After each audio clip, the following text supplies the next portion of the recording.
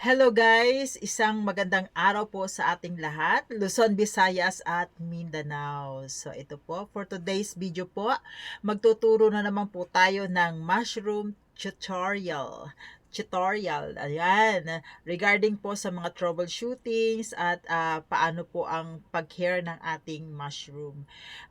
This video po, para lang po ito sa mga newbies na hindi pa po sila marunong mag-alaga ng mushroom.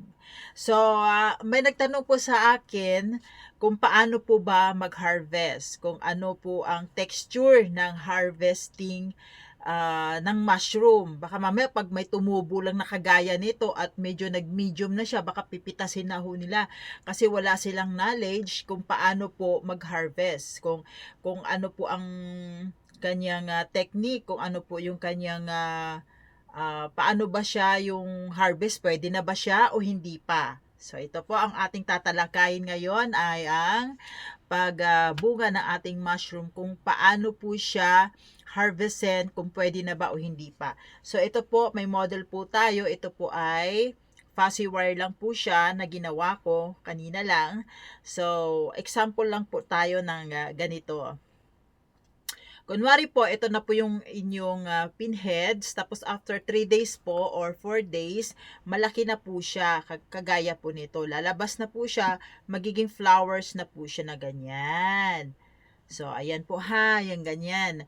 Magiging mushroom ano na siya. So, itatapat natin yung puti. Ayan. So, ito na po yung ating namunga na yung ating mushroom. So, ito yung mushroom natin. Kapag once po na ang inyong mushroom ay parang makapal pa, tapos makapal pa, parang straight lang yung bilog niya, hindi pa po pwedeng pitasin yun. Katulad nito, hindi pa po siya pwedeng pitasin. Ito po, ha?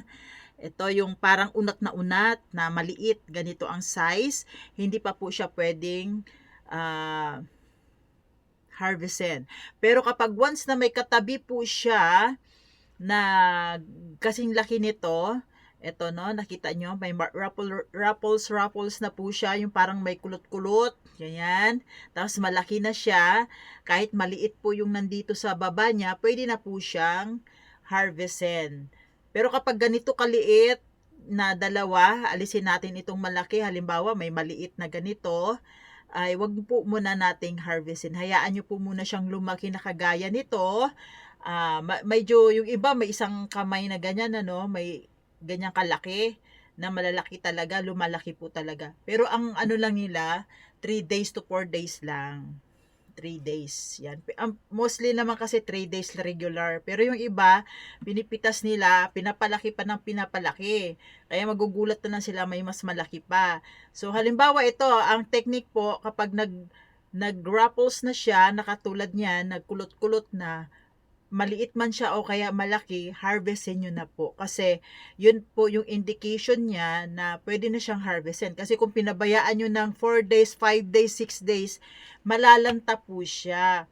Tapos magiging possible po siya, nakakainin na siya ng uod, mabubulok na po siya, magkakaroon po siya ng contamination, kung bakit ang daming uod ng inyong fruiting bag sa harap kasi ang daming nabubulok, yung mga pinheads, hindi po siya na-i-script after harvest. So, wag po natin siyang pabayaan na mabulok po siya doon, na naantayin pa natin na lumaki pa siya ng lumaki, na hindi naman pala na siya ng lumaki. Basta pag once na mayroon na kayo nakita na raffles, ayan o, 'di ba? Nagra-raffles na siya. Pero kapag once na may ganito, na may katabi siya na umuunat pa siya, na medyo bata pa siya, okay na yun.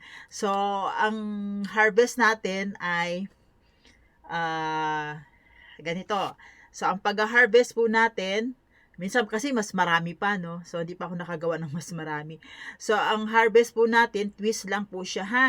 So, twist, twist, and pull. Habang tinitwist siya, pull, okay?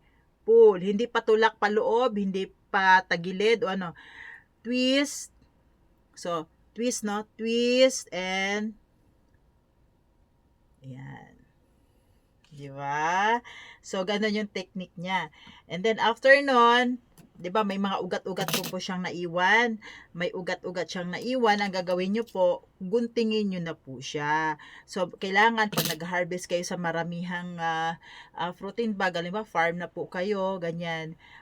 Ipunin niyo po yung sa isang basket na lagayan, dito yung ugat at saka dito naman yung malinis na. Kasi kapag nag-harvest ka tapos isa lang yung balde mo o kaya isang lagayan lang na basket, hindi mo pa siya na nalagyan ng ganito, na tanggalan ng ugat, maghalo-halo, marurumihan po yung next na harvest mo. And then pag nagbalot ka na ng pag-harvest mo, lilinis-linis ka na naman. Pag naglinis-linis ka, syempre matrabaho po yun, di ba?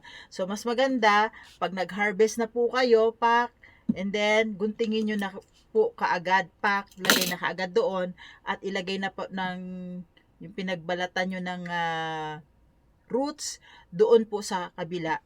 So, huwag kayo nagmamadali, at least, hindi na kayo mahihirapan. Technique po yun. So, hindi na kayo magpunas-punas, magtanggal ng kusot, na nadudumi. Kasi yung iba po kasi, lalo na ako nung newbies pa lang ako, wala naman nagturo. Harvest, lagay na kaagad dyan. Ngayon, syempre, ika-quality control mo siya. Tanggalin mo na naman yung mga kusot, isa-isahin mo yun. So, matrabaho. Kaya ang gagawin mo na lang po, para hindi ka na matrabaho, pag nag-harvest ka na po, pack, harvest, and then, guntingin mo na kaagad yung ugat. And then, is-segregate mo po dito yung ugat, at lagayan ng ugat, at lagayan din ng mga nalinisan mo ng mushroom. Para balot na lang tayo ng balot, di ba?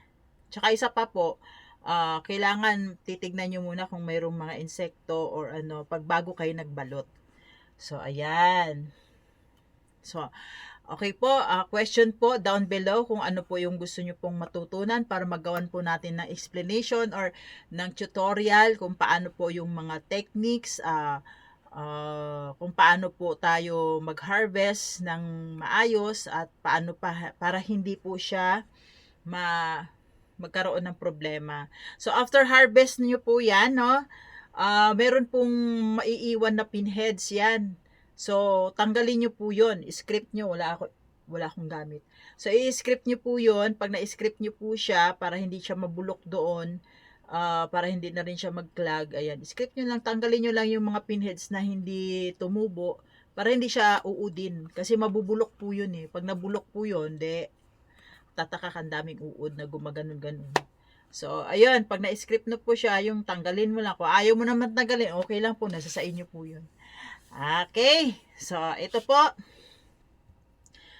Meron tayong mga kulay yellow. Mamaya. Cut. Next video.